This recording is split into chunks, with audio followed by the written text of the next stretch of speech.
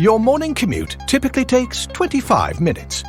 If a 400 cubic foot dairy truck spills 2% milk on the freeway, causing you to take a detour and get stuck at a drawbridge for 20 minutes, how late will you be?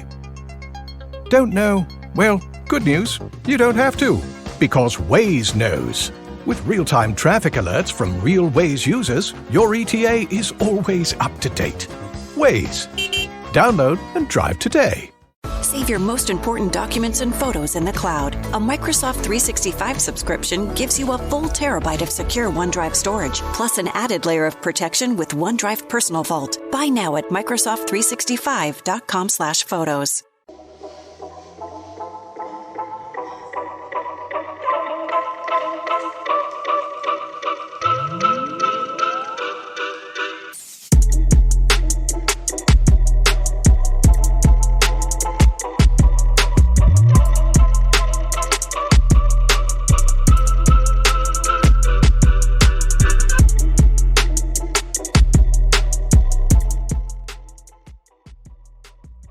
Good morning, good morning, good morning. Thank you for tuning into the Cigars with Mac podcast. I am your gracious host, Cigars with Mac. I want to first of all thank you for tuning in. And please like, share, follow, and download this podcast on your favorite podcasting platform.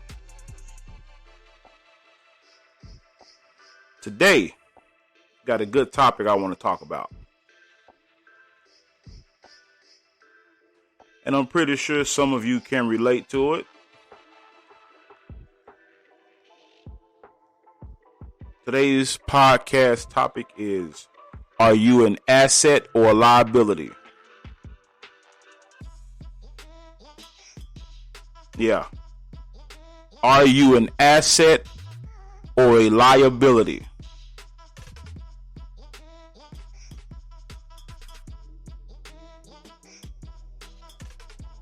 I always hear people saying they bring value, they're valuable. I hear people saying, even in relationships, what do you bring to the table? And that's very odd to me, man.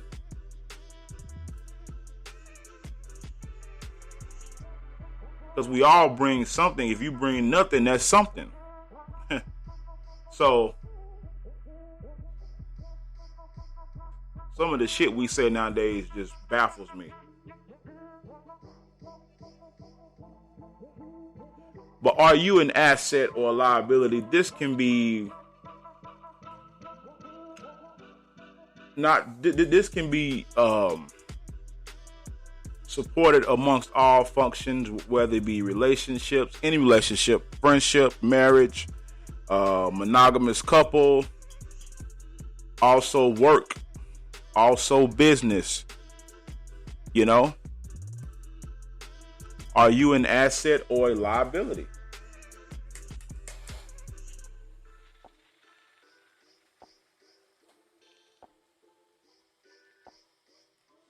And it's not just women that are liabilities. Sometimes a man can be a liability.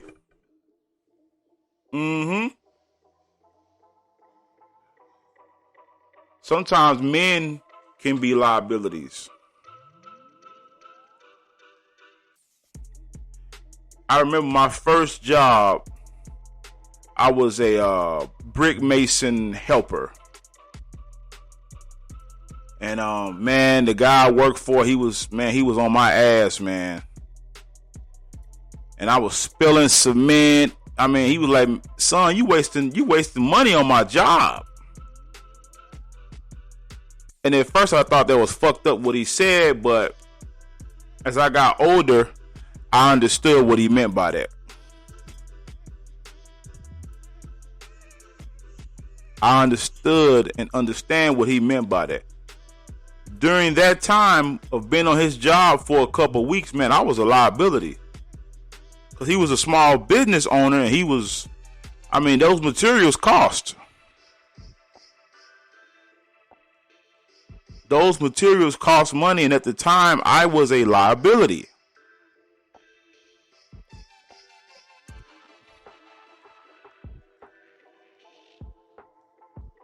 So now I understand what he said.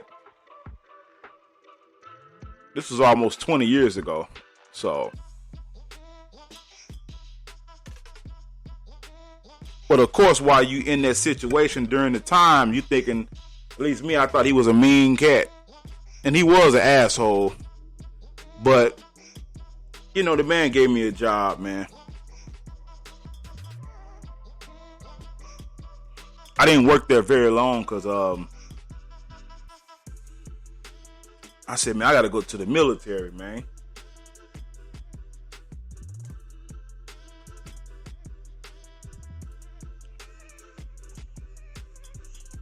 I have got to go to the military. Man, brick masonry was hard work, man. That was some hard ass work. For real.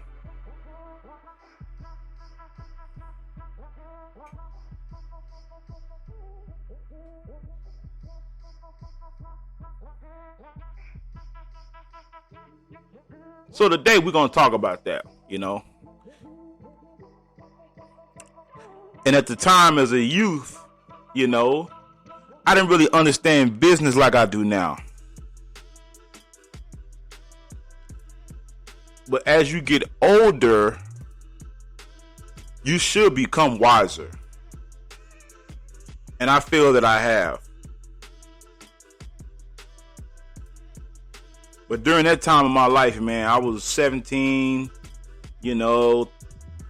I've never really been a know-it-all kind of guy, but, I was just really headstrong. I was very headstrong, somewhat stubborn in some ways, But I've never been a know-it-all. I've always been for the most part, a lifelong student. And I'm not bragging on myself by any means, but I've always enjoyed learning, especially when I got older.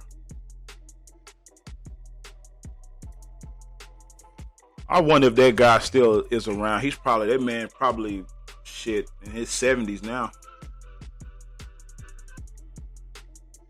He looked kind of young for his age, so he might be in his 80s. But that man was he was rough.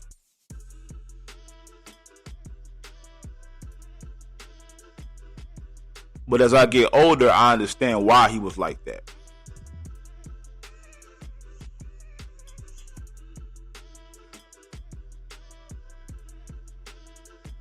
So anyway, you know me, I'm going to play some sound bites. And I'm going to chop it up with y'all. We're going to see where this podcast goes.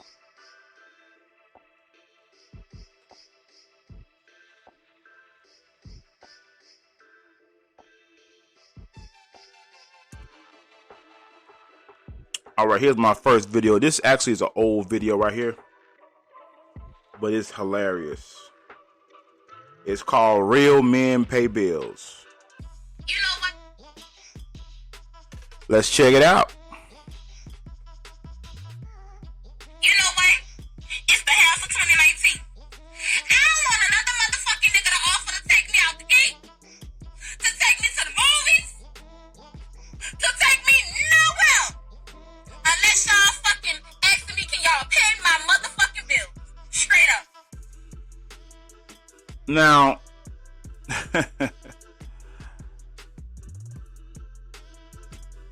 this is what I was talking about on a previous podcast about relationships. Relationships are reciprocal. It's obvious this woman is single. And, you know, she's pretty much saying, hey, if you want to fuck with her, you got to pay some bills. And it seems like in today's society, that's such a big deal. Why do a lot of these women do that?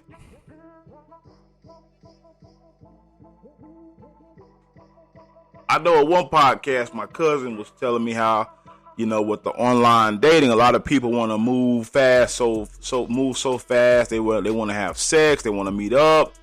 But here you hear this young lady saying, pay these motherfucking bills.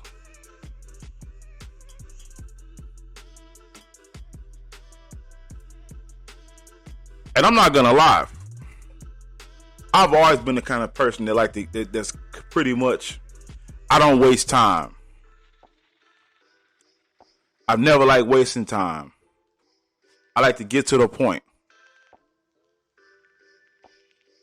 Why? What are we wasting time for?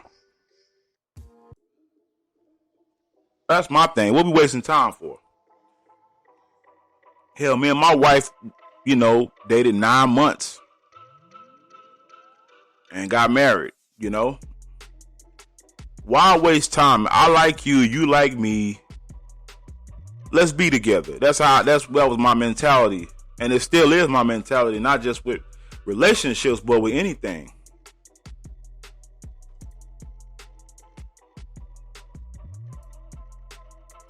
My thing is, why waste time?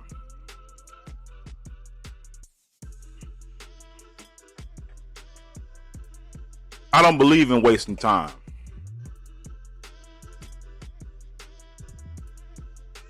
But from what I'm seeing from this young lady, she seems to be a liability.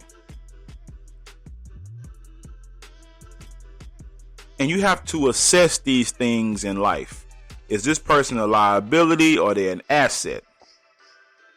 And it doesn't always equate to finances, but unfortunately, we live in a capitalistic nation where finances is a big deal. Finances are a big deal. Money is a big deal, especially right now during the pandemic. I was reading an article and it says the UK is going to go on lockdown again.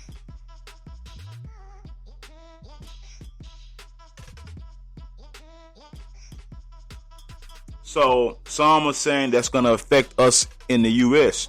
I don't believe it will, because the U.S. is like, fuck it, we're going to open up. Fuck it, what can we do? We can't stop because of a pandemic. We got to keep going. We got to get immune to this shit. We got to keep living, man. Bills are not going to stop. And like I said before, you got people who refused to go back to their employment. Their employment called them back. But some people have been making more unemployment than they are at their normal everyday 9 to 5. So they're like, hey, I can make this money on unemployment. I'm going to just kick it for a minute.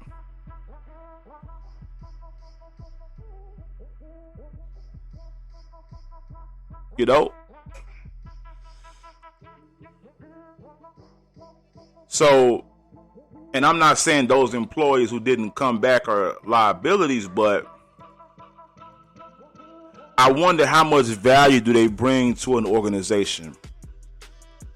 Like I said, many people refused to go back to work. They're like, nah, I'm good. I'm going to keep getting this unemployment, and that's it. And I forgot where I saw that article at. And we're not even talking about this dog and pony show between the presidential candidates and the current president.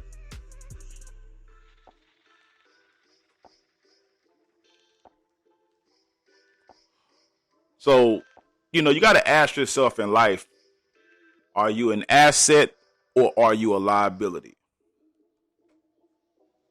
Let's continue listening to this young lady.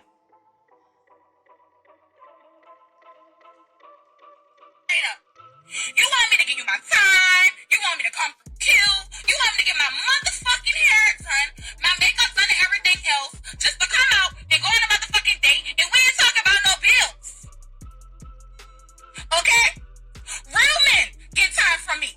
Real men get the fuck with me, because real men pay bills. You little motherfucking boys want to take a bitch out to eat, take a bitch to the movies. I don't want to do that 2019. The only thing I want from a nigga is my bills paid. Straight up. We can't do nothing else but that. I'm trying to secure the bag. And the motherfucking bag can't be secured if we're sitting at a... That's all that video. That's the end of that small, short clip. So, man, you got to ask yourself, especially people out here in the dating world. Man, I said on a podcast a couple podcasts ago, I said, man, it's got to be hard dating nowadays, man, when you got people who just put it all out there, their intentions, don't fuck with them unless you talking about money,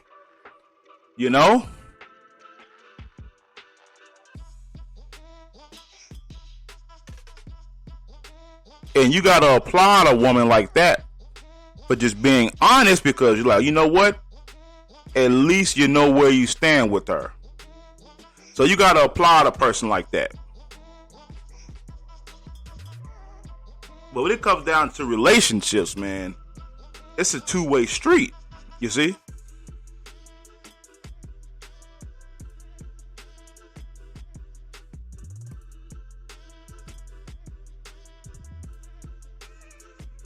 I've even heard some people say, I'm going to play another video for y'all. Some people say, it's a man's job to do this, a woman's job to do that, and man, my whole thing is do what's best for you.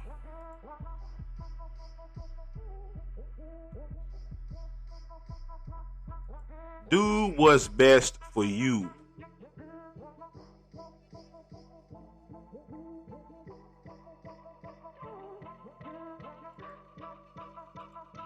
You got to do what's best for you and yours, man, because what may work for me may not work for you. You got to keep that in mind.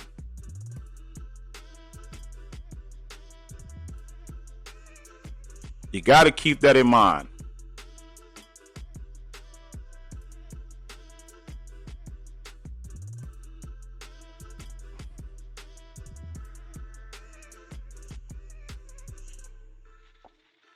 I think about that, especially when it comes down to business and business partners.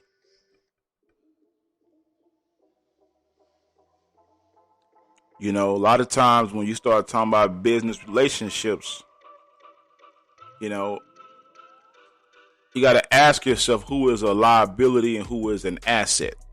I remember I started a small financial company, investment company, back in 2016. And I was getting people to support, and become partners. And pretty much my end game was we all consistently contribute our money. We meet, we set a goal and say, hey, we want to raise this amount of capital. You'll get a percentage off of what you put in, basically. And there was a young lady who wanted to be a part of it, but she was talking all this sweat equity bullshit. And I told her, I know what sweat equity is. And that's all good and dandy. But right now we need capital. This woman just got her real estate license, and I don't think she really understood how business really worked. And I had to inform her, you spent all this money on a real estate license, and I applaud you for that. But you do realize that you have to put sweat in the game. You have to know how to sell.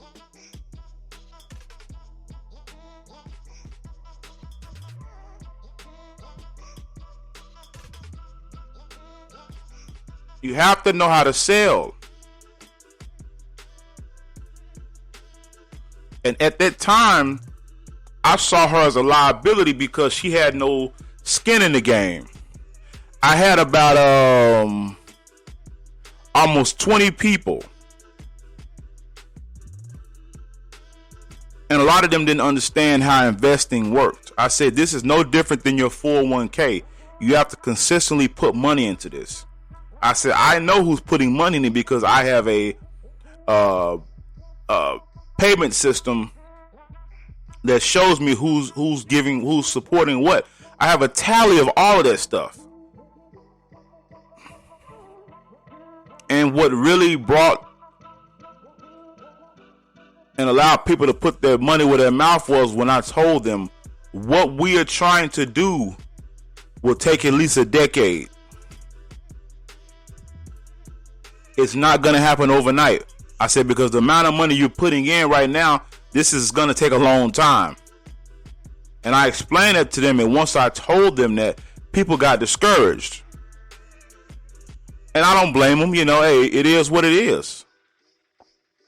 And I told them, I cannot do this alone because this is your money and my money. I said, I have money into this. This is just, I didn't just buy the corporation, the LLC.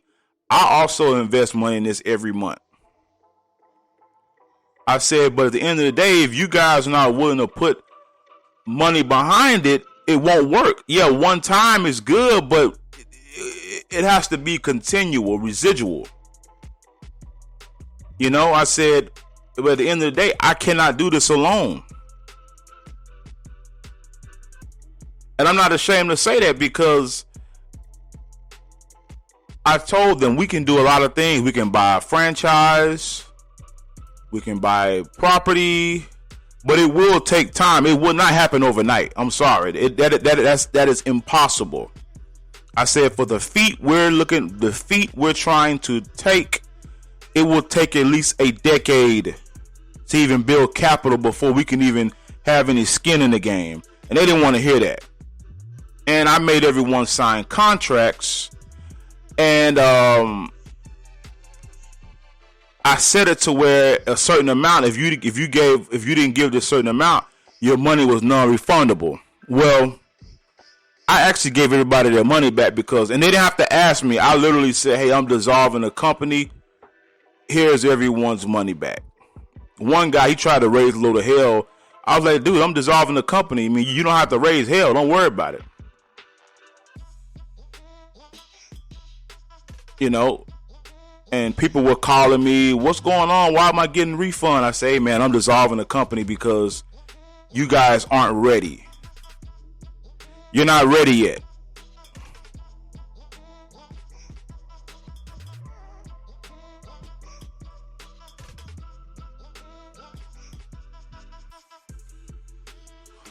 And believe it or not, the majority of these people were over 45 years old. A lot of these people were Christian folks.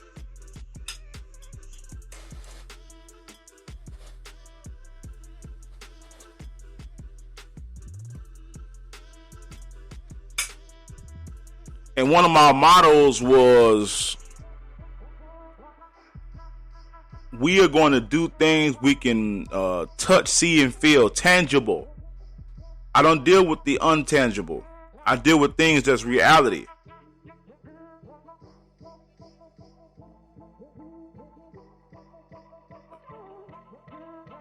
And I get it, people weren't ready at the time. And one of the ladies told me, she said, you know what, I've done a lot of little network marketing and things like that and little investments. She said, people will run off my money. She said, you're the first person that gave me my money back and you didn't have to. I said, well, my name is a brand. I have to give it back. I said, I don't know if you know it or not. When you got the contract, I didn't have to give you your money back. I said, but I did that for my own personal branding. I said, because you guys aren't ready. There were like one or two men that were ready. They was ready. They was putting up some real dough. And I just gave everybody their money back. I'm like, hey, man, here's your money back. I'm dissolving the company. You know, it's just like, wow. You know, people are like, wow, what's going on? I said, you guys aren't ready. You're not ready for what I'm trying to do. I even had one lady, she wasn't even an investor. And she was trying to call herself going on my Twitter trying to expose me. And I'm like, what's there to expose? There's nothing to expose. It's public. Nothing I've done is shady. I said, I'm accessible 24/7. People been to my house. A couple people been to my house before. I have nothing to hide. But as a people, as black people, we're so used to dealing with scam artists, and that's not me. I don't do business like that. I just don't. And that was a learning experience for me, because maybe I should have raised the bar higher for the minimum amount, because a lot of times when you ask for more money, you can really weed out the bullshit. You can really see who's for real and who's not. You can see who's for real, and you can see who's on here playing.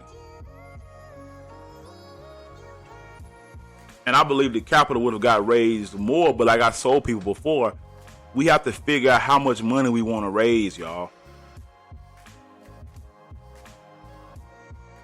And there was one lady, she owned a business, she had an actual facility, and I used a P.O. box for my mailing address at the time, and I don't know, she thought I was ignorant to that. But she told me I could use her building for a physical business address, and, I was like, not right now. And she didn't give much, but she was an asset because she was willing to allow me to use her business address as a physical building, a physical location. And I will always be grateful for that, for her. I will. I will always be grateful.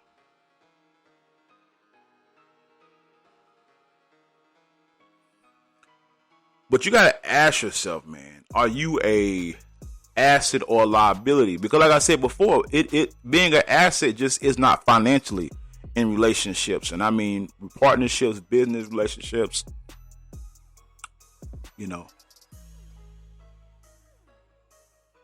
And something I think about a lot, man, is people I know, friends, family, people I've known from afar.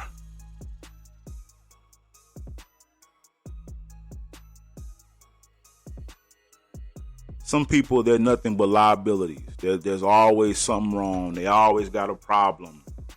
They always struggling. You're a liability.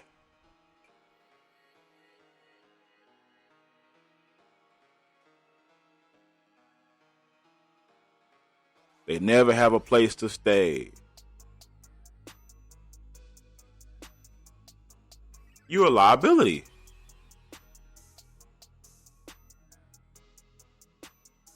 You don't want to be a liability, people. Like I said, I've been a liability before.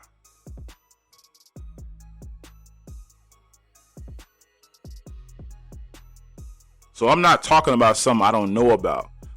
Like I always say, the things that I speak on are things that I have personally dealt with or personally are dealing with or know someone. It isn't just me just talking shit, basically.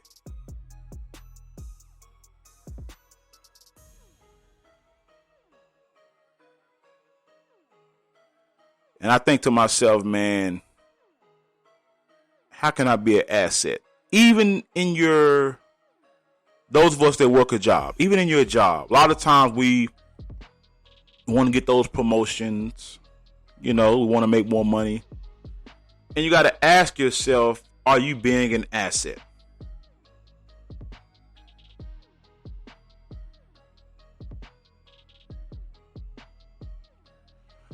What are you doing that no one else is doing? Or what are you doing that's already been done that you have perfected? You got to ask yourself these questions.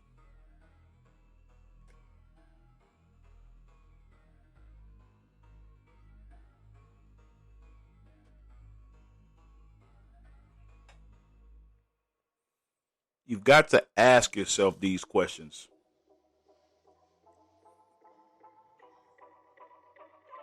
Like I was saying before, if I was friends with Warren Buffett, I think it'd only be fair that I treat him out sometimes, because he's a wealthy man, and I wouldn't be being a good friend if I was always allowing him to pay for the tab.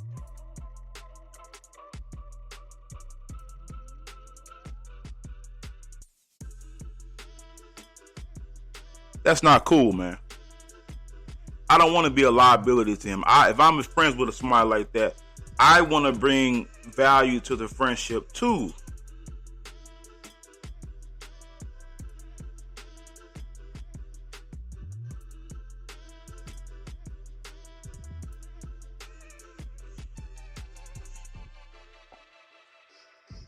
I don't want to always be the one asking for this. Only time I talk to him is when I have a problem. I don't want to be that friend.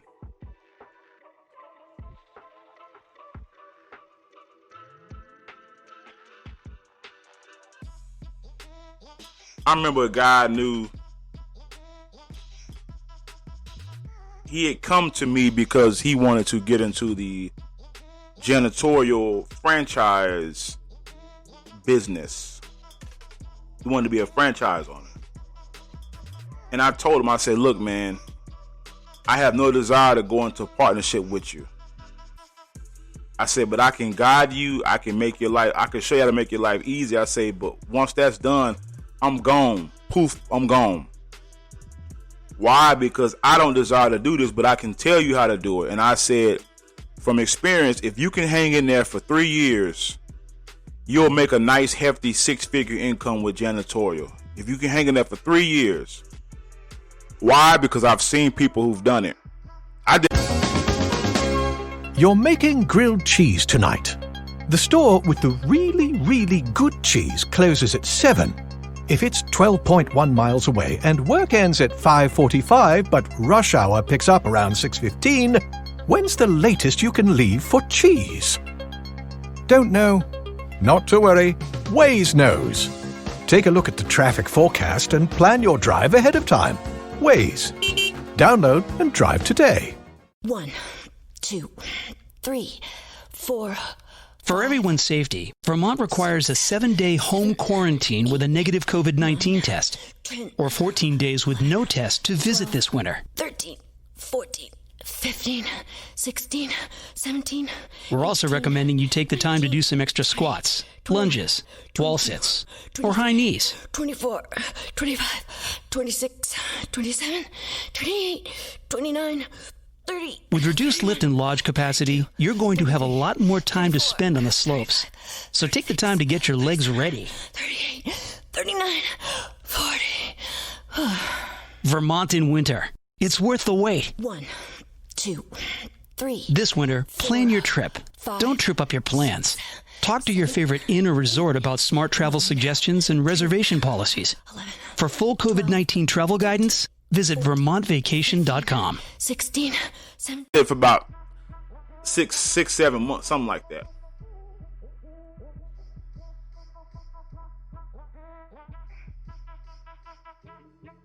I got tired of it real quick.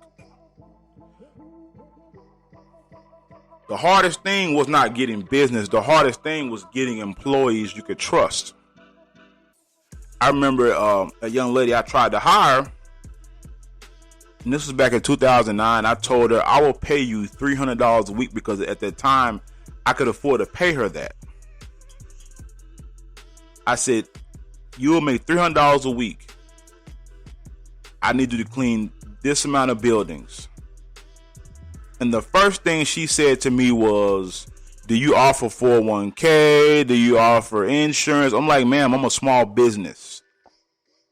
I'm in my infancy stages, and I'm telling you what I can pay you right now. I just need you to do this work for me. This is what I need you to do.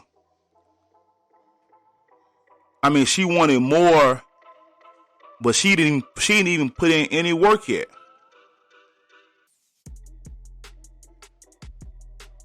And I understood her frustration because she was living with her mom at the time. My thing is $300 a week part-time to clean a couple of buildings is not bad, especially in 2009. Hell, $300 a week now part-time, in addition to, as a supplemental income, as in addition to other income streams, is actually a pretty hefty income.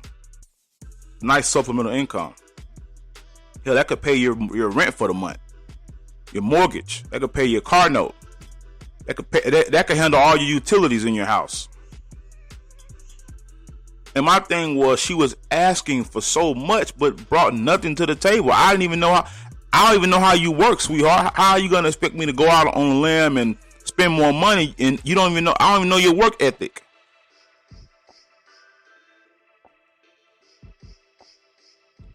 So, needless to say, I couldn't hire her.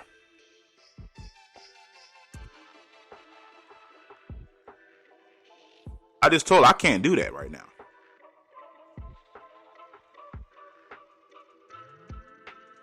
And one of the things that the CEO of the franchise in Dallas told me, he says, until you start hiring people, you won't make the money you really want, because you can't be at multiple places at one time. He said, you got to have people working for you so you can go out there and get more business. And he was 100% correct. And I had no problem getting customers. Believe it or not, janitorial is a great business to have. To be a janitor, especially a franchise owner.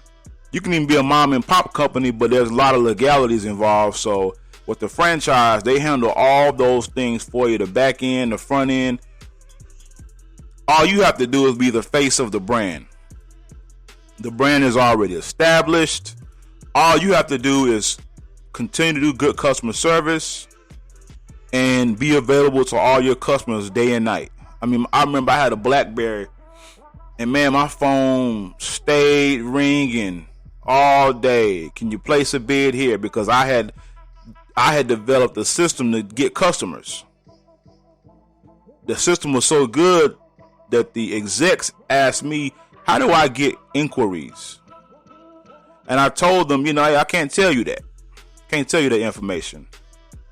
I'm not here to be buddy-buddy with other franchise owners. Of course, I was young back then. Now that I'm older, it would have behooved me to connect with other franchise owners. See? That's why I say as you get older, you get wiser. Because we all know it's enough business out here for everybody. Like right now as we speak, cleaning is a big thing, especially during this pandemic. And it's only going to get bigger. It's going to get even bigger because people want to know where they go. It's sanitized, it's clean, it's healthy. So, God knows how much I'd be making now if I was still doing it. But I have no regrets. I needed to go to the corporate world to see how things work, to see how business work. Nothing wrong with that.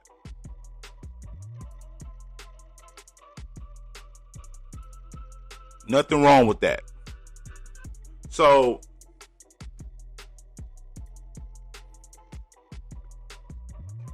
I said all that to say this. You have to understand, are you an asset or a liability?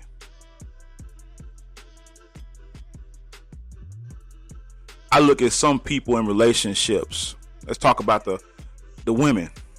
A lot of guys complain and, man, she taking all my money. Her kids are taking all my money. Every time I turn around, she got a problem. She's sick all the time. She's in the hospital all the time. And I understand we have no control over sickness to a degree. Some things are hereditary.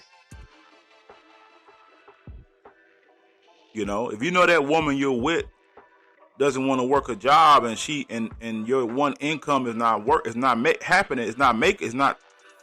sufficient enough, she need to go get her a job. That sex is not that good to where she cannot pay bills. You trying to keep an eye on her, good luck. But you're dealing with a person who's a liability. You don't even realize it. I knew a gentleman, great guy, very intelligent. And one day, he and I were riding around, and he was smoking my cigars and took the cat out to eat. He ate on my dime, and because he didn't have any money. And I said to myself, if I hang with this guy every day, I'm not going to have anything because I'm having to front the bill all the time. And I told him, I said, man, you are a liability, brother. you are a mere liability because you have nothing. You're homeless. You're living on your nephew's floor. You have nothing to bring to our friendship besides great conversation. That's fine. But you have the ability to go out and become a millionaire. And I said, in fact, you should have already been one.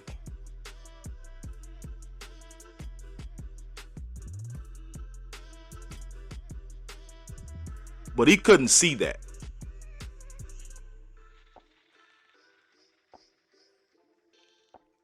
He could not see that, what I was talking about, because when you are a person that's a liability, you don't really see it when you're in that circumstance, that situation. You don't see that you're a burden on people. You're thinking, oh, okay, it's not a big deal. People should do this for me. People should do this. And I've heard him say that. And I said, man, nobody owes you anything. What you've done in the past, that's what you've done in the past. The universe has rewarded for you that tenfold.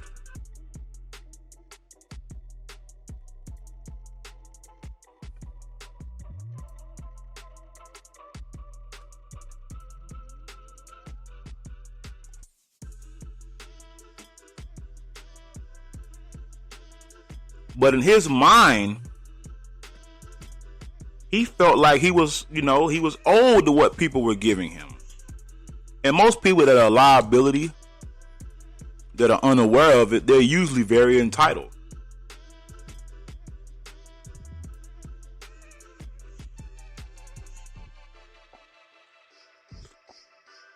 One thing I know about life is the world don't owe me nothing.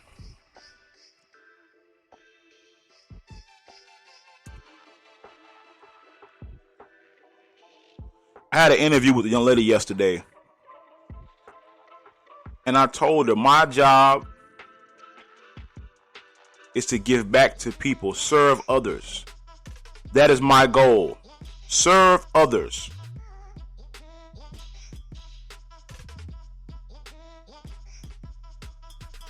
Serve other people.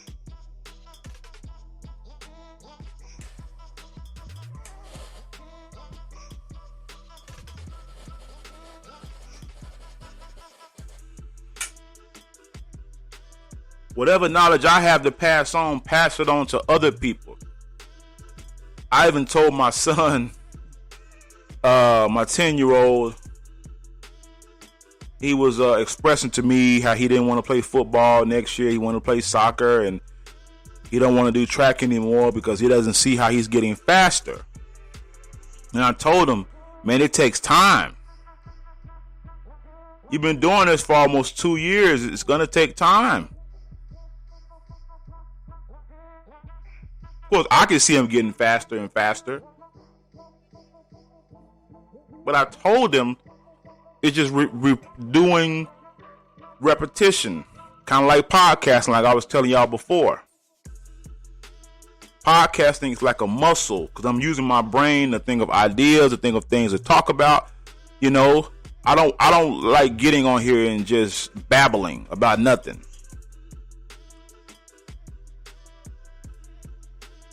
But I told him that, they won their first game. He's on defense. He did a great defensive play. He made the running back fumble and took the ball and ran for about 30 yards.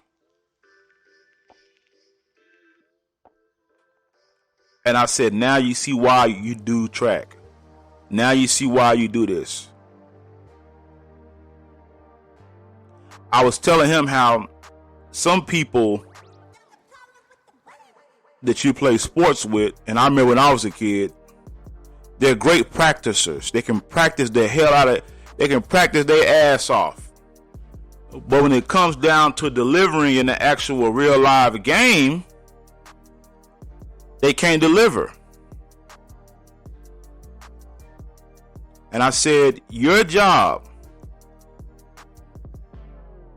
I said, don't ever be comfortable at one position, because you'll see it with college players. They may play running back in high school, but then they get to college, they're a wide receiver. The coach says, I don't need you there. I need you wide receiver. I need you to be a DB. I need you to be a linebacker. Yeah, you a hell of a running back, but because you a hell of a running back, you know how to handle another hell of a running back. I said, you need to ask coach to put you wherever he needs you. I said, you need to learn every position on that football field. So just in case he needs you, you can perform in any of those positions and master it. Love the game if that's what you want to do, because I said, this could take you far in life. I said, the money we're investing in you and your brother, believe it or not, it can actually pay off. It can actually pay off because now you're getting that extra training. You're going the extra mile. And yes, you have athletes that have their gift and their parents don't have the money to, do extra stuff to get them the extra training. But if you're a parent who loves sports like we do and loves athletics loves education like we do, I'm not telling you, my thing with college with kids, I would not necessarily say save money for them, but I would not necessarily say take out loans for them for college or save money for them. But I will say is make sure they have multiple options. I see my boys like sports, so I'm gonna invest money and time in this because it will pay off. He and I went to Burger King that day to get something to eat after the game, and the young man at the register, the drive-thru, was like, "Hey, you play football?" And he said, if you want to make it be successful, you got to work harder than next man. He said, I bust my ass and I had scholarships, but my knee blew out. It ruined my career after high school. I couldn't play. And so I told him, I said, well, did you run track? He's like, no. I said, well, you had other options. I said, but if you'd have ran track, you could have gotten the track scholarship. You want to know what he said? He said, I never even thought about that.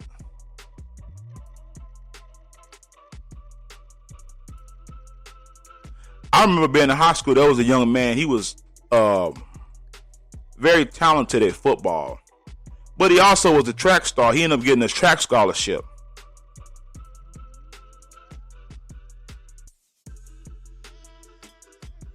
See, he had multiple options.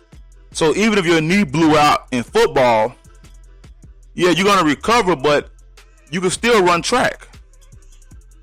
You may not be able to do hurdles because of your knee, but you can do the 100, 200, 400, 800. You can still do other things. Because whether people want to accept it or not,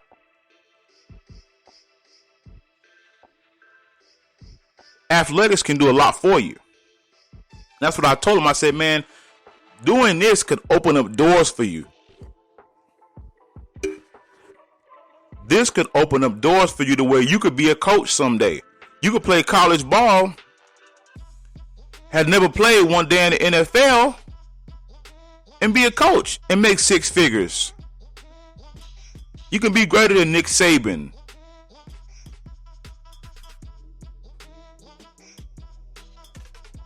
Hell, look at Deion Sanders. He's a coach now at a HBCU.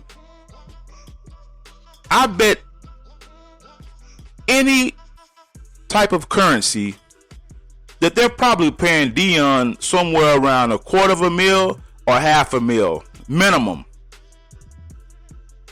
And Deion seems to already be very wealthy. But to even talk to him, you got to at least be talking $500,000, period.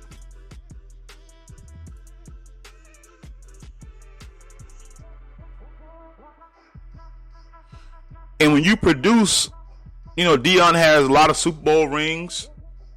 He played baseball. I don't even believe players can play two sports anymore, two professional sports anymore. I remember when I was coming up, players would play baseball and football. They could do both. like Bo Jackson. He comes to mind. Deion Sanders. He comes to mind. Hell, Michael Jordan. Back then you could do that. Nowadays you can't do that anymore.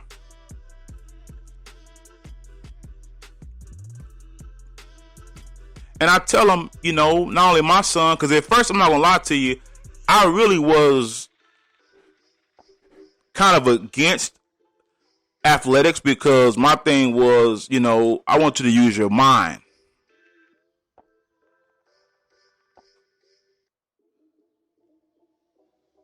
But, you know, it's good for them to do. It keeps them productive. And I tell them, I said, the things and the lessons you learn on this field, you can actually use these things in real life.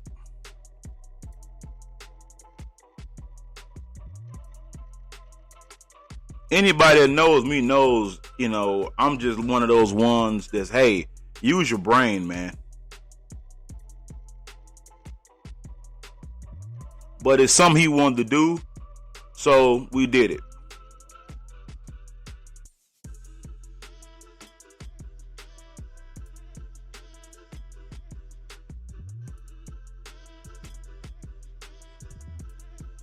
So, you know, I always tell people that, man.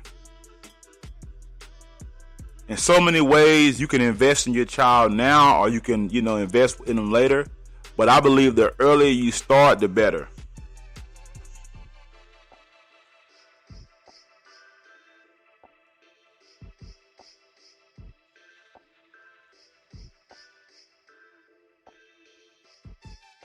The earlier, the better. The sooner, the better.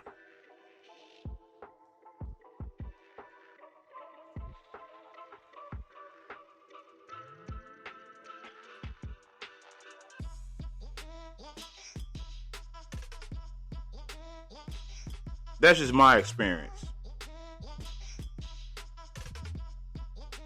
The sooner the better.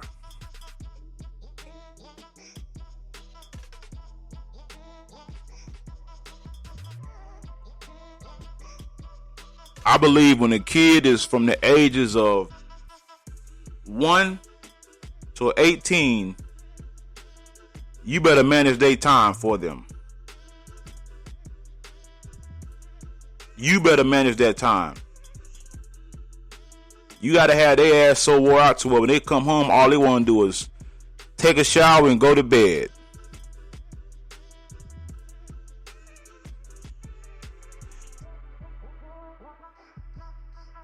And I know I kind of went off on another tangent, but it all goes back to what the topic of our podcast is today. Are you an asset or are you a liability?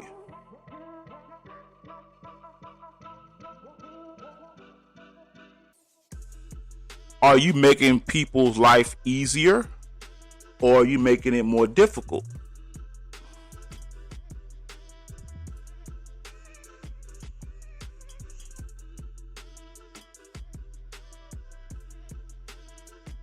I hear a lot of ladies say there are no good men out here. But as a man, especially a married man, I look at some women and I'm like, boy, that is a liability right there.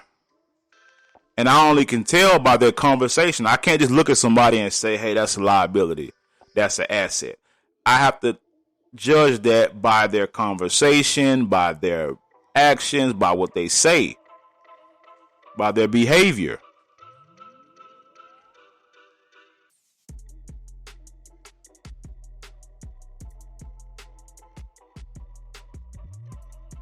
A lot of times, you know, we see people get divorced 3 or 4 times. And we're like, why would they get divorced that much? And the older I get, I figured out why. Because their partner is a liability usually. Whether they cheated or not, you know, he or she may go out there and find another person. And like, well, hey, this person here is a liability to me. So I'm gonna leave my spouse for them.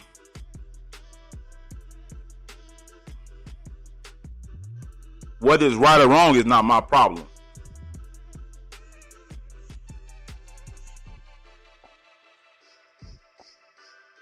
That's not my business. I don't give a shit about all that.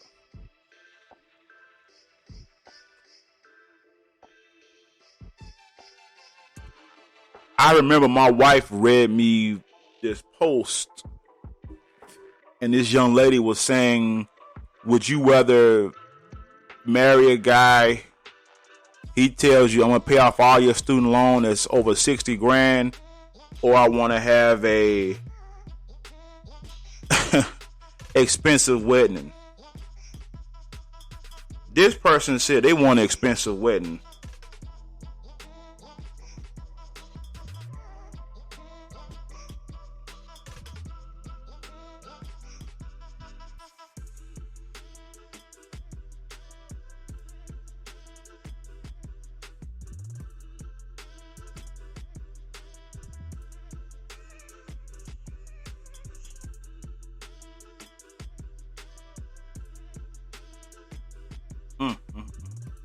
They want an expensive wedding.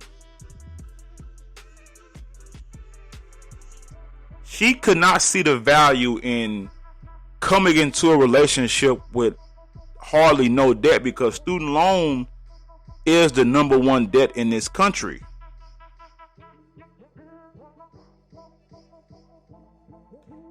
Do you know how many women would jump at the opportunity to do that? Because believe it or not, women go to school more than men nowadays. They get their graduate degrees, their PhDs. I was listening to a brother talk, and he made a good point. He said most men, when we get out of college, we're trying to find a job. We're not worried about going to grad school.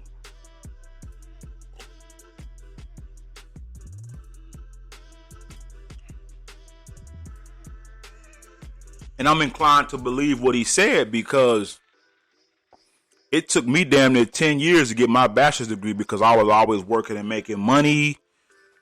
And when I wanted to become a salaried employee, I discovered a lot of companies want you to have a degree. No problem. I got no problem with that. But what really helped me out with the corporate game was getting a certification, because a certification showed that I was not a mere novice, but a person who could be a subject matter expert on a particular field. And I hadn't even finished my degree yet when I had that certification, and I was competing with people who had degrees, and I would usually get the job. Some of them I didn't even take. But just that one certification opened up doors for me.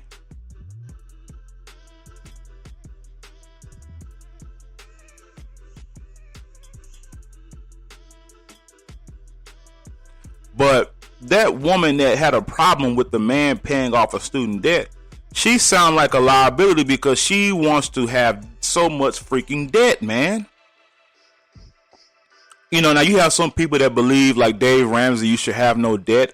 But I don't prescribe to that, because my thing is, I don't subscribe to that, because believe it or not, you have to have some sort of debt. Even he said, you know, only thing you should finance is a home. But I know people personally, they really have no debt. They pay cash for a lot of shit. But even they believe you still should finance some things. They have like a credit card. Reason why? Because that's the way America is set up. That's the way we're structured.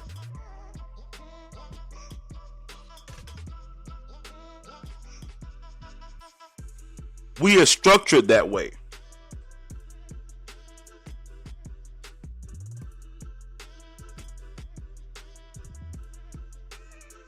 Debt is not always a bad thing. I believe it's not.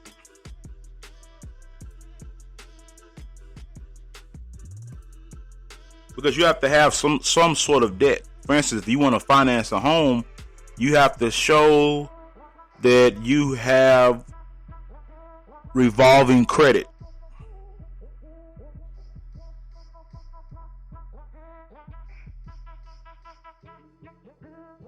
You have to show that.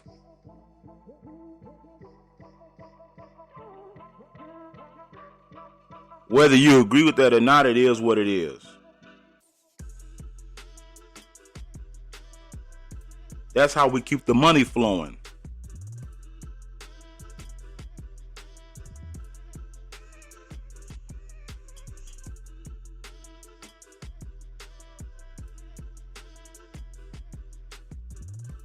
We have to keep the money flowing. So you have to have debt.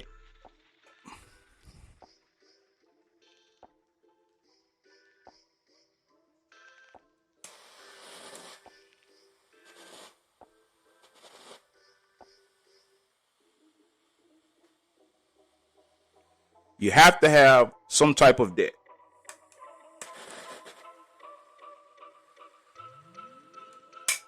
You're not going to beat the system out here. You might well not even try.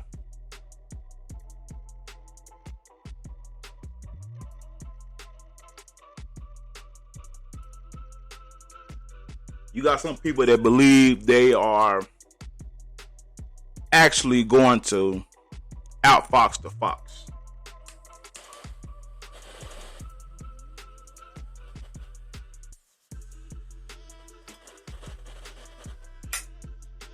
Some things out here are just unavoidable.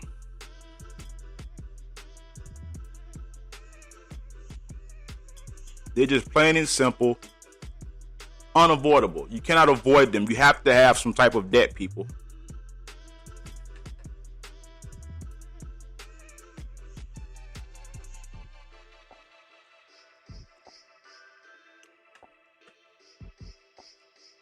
That's how it works.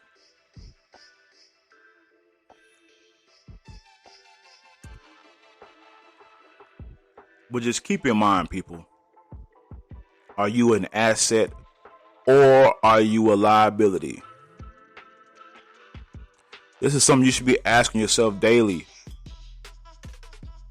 How am I making people's life easier? How am I helping other people?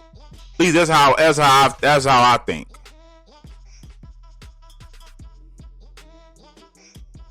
That's just me, though. How are you making other people's life easier?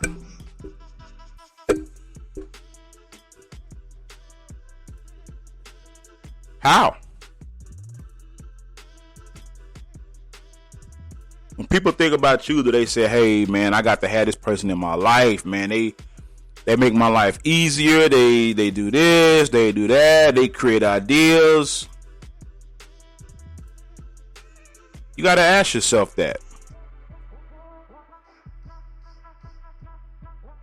But anyway, people, thank you for tuning into the Cigars with Mac podcast. Thank you for downloading, liking, and sharing the podcast. And until next time,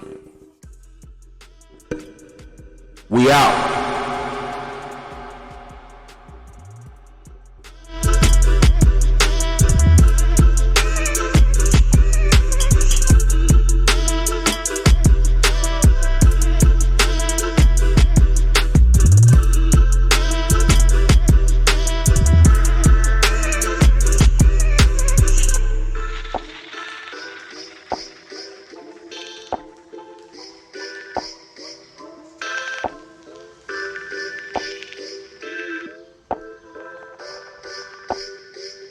One, two, three, four.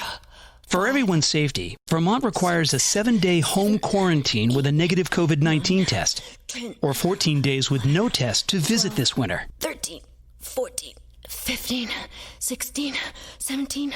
We're also recommending you take the time to do some extra squats, lunges, wall sits, or high knees. 24, 25, 26, 27, 28, 29, 30. With reduced lift and lodge capacity, you're going to have a lot more time to spend on the slopes. So take the time to get your legs ready. 38, 39, 40. Vermont in winter. It's worth the wait. 1, 2, 3. This winter, plan your trip. Don't trip up your plans. Talk to your favorite inn or resort about smart travel suggestions and reservation policies. For full COVID-19 travel guidance, Visit VermontVacation.com. 16, 17. Save your most important documents and photos in the cloud. A Microsoft 365 subscription gives you a full terabyte of secure OneDrive storage, plus an added layer of protection with OneDrive Personal Vault. Buy now at Microsoft365.com/photos.